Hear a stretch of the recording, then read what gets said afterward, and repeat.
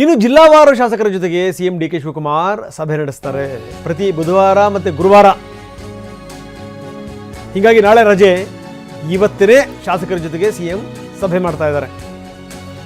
ಬೆಳಗ್ಗೆ 10 ಗಂಟೆಗೆ ಗೃಹ ಕಚೇರಿ ಕೃಷ್ಣಾದಲ್ಲಿ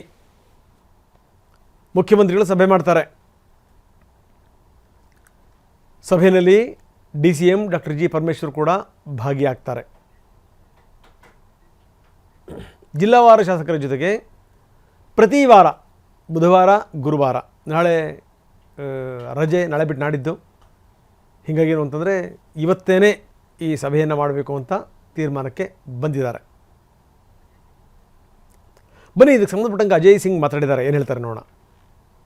ಮಾನ್ಯ ಮುಖ್ಯಮಂತ್ರಿಯವರು ಎಲ್ಲ ಜಿಲ್ಲಾ ಮಟ್ಟದಲ್ಲಿ ಇರ್ತಕ್ಕಂಥ ಉಸ್ತುವಾರಿ ಸಚಿವರಿಗೆ ಮತ್ತು ಶಾಸಕರು ಕರೆಸ್ತಾ ಇದ್ದಾರೆ.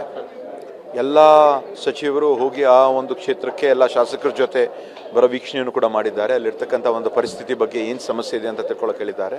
ಅದಲ್ಲದೆ ಬೇರೆ ಬೇರೆ ವಿಷಯಗಳ ಬಗ್ಗೆ ಜಿಲ್ಲಾ ಮಟ್ಟದಲ್ಲಿ ಮತ್ತು ತಾಲೂಕು ಮಟ್ಟದಲ್ಲಿ ಏನೇನು ಅಭಿವೃದ್ಧಿ ಕೆಲಸ ಕಾರ್ಯಗಳು ಆಗಬೇಕಾಗಿದೆ ಅದ್ರ ಬಗ್ಗೆ ಚರ್ಚೆ ಮಾಡೋಕ್ಕೆ ಅವ್ರು ಕರೆದಿದ್ದಾರೆ. ಸೊ ಎಲ್ಲ ಶಾಸಕರು ಕೂಡ ಭಾಳ ಸಂತೋಷವಾಗಿದ್ದಾರೆ. ಸೊ ಅವ್ರು ಹೋಗಿ ಮಾತಾಡಿ ಏನೇನು ವಿಷಯ ಇದೆ ಅಂತ ಮಾನ್ಯ ಮುಖ್ಯಮಂತ್ರಿಯವರು ಅವ್ರ ಜೊತೆ ಮಾತಾಡ್ಬೋದು ಅಂತ ಅಂದ್ಕೊಂಡಿದ್ದೀವಿ.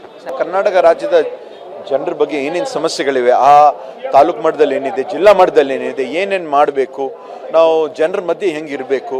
ಇವಾಗ ಈ ಒಂದು ಪ್ರಜಾಸೇವೆ ಅಂತ ಒಂದು ಕಾರ್ಯಕ್ರಮ ಕೂಡ ಇದೆ. ನಮ್ಮ ಸರ್ಕಾರ ಇದ್ದಿದ್ದು ಜನರ ಪರವಾಗಿ ಇರ್ತಿದ್ದು, ಜನರಿಗೋಸ್ಕರ ಇದ್ದಿದ್ದು, ಜನರ ಜೊತೆ ಇದ್ಬಿಟ್ಟು ಯಾವೊಂದು ರೀತಿಯಿಂದ ಅವರ ಸಮಸ್ಯೆ ನಾವು ಬಗೆಹರಿಸ್ಬೋದು ಅಂತ ಒಂದು ರೀತಿಯಿಂದ ಸಮಾಲೋಚನೆ ಮಾಡೋಕ್ಕೆ ಕರೆದಿದ್ದಾರೆ. ಕೆಲವು ಶಾಸಕರ ಮಟ್ಟದಲ್ಲಿ ಆಗ್ತದೆ, ಕೆಲವು ಸಚಿವರ ಮಟ್ಟದಲ್ಲಿ ಆಗ್ತದೆ.